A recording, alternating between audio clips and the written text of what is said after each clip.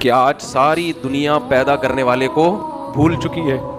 دنیا میں ہر شخص نے ہر ایک کو یاد رکھا ہے, نہیں یاد رکھا تو کس کو؟ پیدا کرنے والے. ایسے موقع پہ کوئی صبح سے لے کے شام تک بھوک اور پیاس کو برداشت کرے, اور ایک دن نہیں, ایک دن, پھر دوسرا دن, پھر تیسرا دن, پھر چوتھا دن, تو افطار کی لذت میں صرف بھوک ختم کرنے کی لذت نہیں ہے.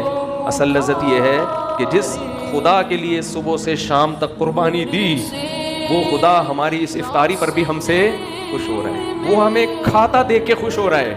ابھی تو ہمارے نبی صلی اللہ علیہ وسلم یہ دعا پڑھتے تھے, کیسی پیاری دعا, ذهب الظما, فرماتے پیاس چلی گئی, وابتلت العروق, رگیں تر ہو گئی, اور آگے فرماتے